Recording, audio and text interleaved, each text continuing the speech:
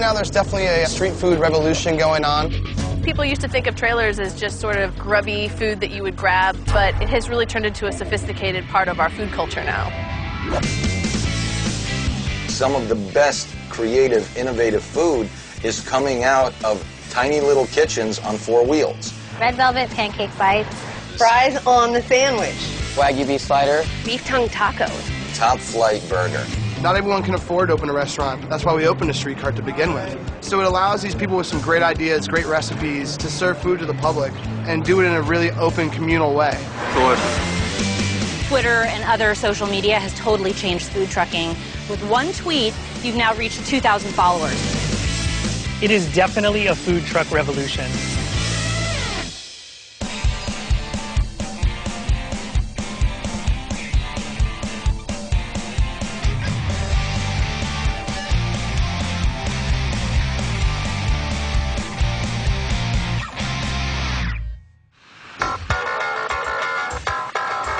New York is definitely one of the best food truck or food cart cities. In a lot of ways, it's the birthplace of street food in the U.S. My name is Dave Bentley, and with my brothers Brian and Jesse and our partner Peter, we opened the CALEXICO Carne Asada cart in Soho, downtown Manhattan. Our motto here on CALEXICO is we like all our flavors to be really bright.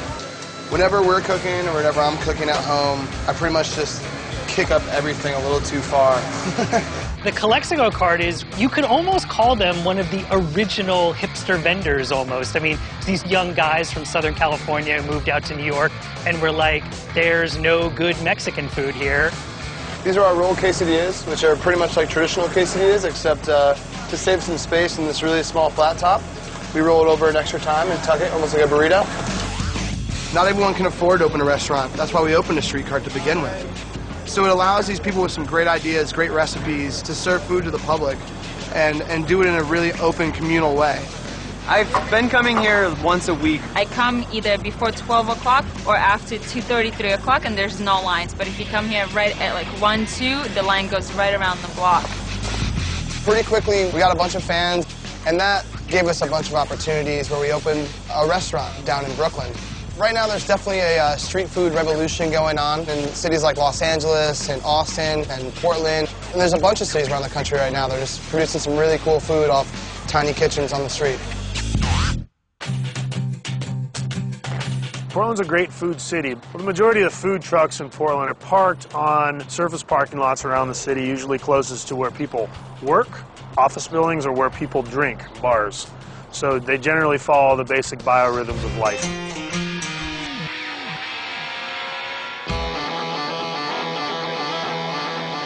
Roast beef. Hey, we're big-ass sandwiches.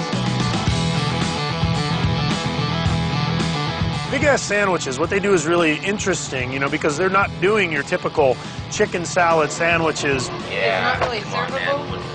Look at that. Look at that. Something that's elevated, something that's using good ingredients. When I was a little kid, I used to put French fries on all my sandwiches and stuff, and Lisa said, oh, that's a great idea. We should put French fries on our sandwiches. And it's kind of a big-ass sandwich. What would you name that? And she kind of looked right at me and said, big-ass sandwiches. Fries on the sandwich. Right. Big-ass sandwich. Okay, so this is the roast beef Caesar sandwich. Little pinch of the salt. Dude. Let that do its thing for a little while. Homemade Caesar. Right. The roast beef. People get to choose what meat they want. Roast beef is the most popular. Yeah. Throw a bit of the romaine over the top. A little pinch of that. Can't ever have enough cheese. And then, of course, the French fries.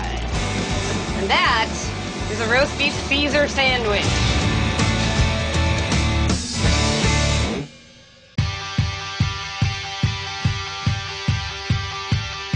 This isn't your old Roach Coach. This is the Nouveau food trucks. And in Los Angeles, where everything is drivable and nothing is walkable, it's really great to be able to walk out your front door of your office building, your house, and you have a huge array of food to choose from right there.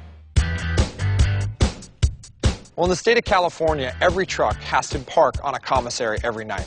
There they get the truck cleaned all the way through. So when the operators come back in to start business for the next day, the truck is like a brand new truck.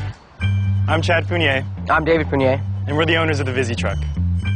In the morning, we basically set up. We arrive at the commissary probably around 7:30 in the morning. Yeah, we take inventory. We see what we need out of the commissary. We're going to go walk in, grab some of our supplies. Everything that we need is at the commissary. It's kind of where we store all of our goods, whether it's our meats, our produce, kitchenware, or silverware, or beverages. We serve California coastal cuisine. It has a little bit of flair from the Pacific Northwest. This is where I was trained. The ingredients are all local, fresh, and as organic as possible. We use high-quality meats. We use a Wagyu beef, we use a Jidori chicken, and it's something that you would typically find in like higher quality restaurant, but we definitely want to bring it to the street. We got to make sure the water tank is filled up, propane's filled up, drinks are done, and we have all of our paper products. We got to marinate some chicken. Every day I got to get the chicken ready, you know, get it pretty much prepped and marinated for the day. Usually it's always a rush because we try to get to our location like on time, beat traffic, and beat the other trucks there. So we're ready to go. We're headed to our lunch spot over in the valley. Right now we're going to be tweeting our new location. And when we tweet it, then we let all of our followers know where to find us at. All right, let's get out of here. Twitter and other social media has totally changed food trucking. One 140-character tweet can let 2,000 of your followers know where you're going to be. Food entrepreneurs have figured this out, and they were like, well, we don't need to put an ad in the paper. We'll just get really aggressive with our social media strategy. So if you're sitting at your desk and you're a fan of several trucks, during the day you may get several tweets from them letting them know where they're going to be in your area, what time they're going to be there, and so it's one-stop shopping. Empanadas. We found the truck on eBay. The Magic Bus is run by what you'd probably call hippies. We had to have a purple hot dog. Without meat, your life is not complete. It is definitely the next generation. They're looking for something that's not just a regular sit-down, stuffy restaurant situation. Tonight, our dinner location is First Friday, which is a massive event. Thousands of people will come down in one spot just to hang out and sample all the different trucks.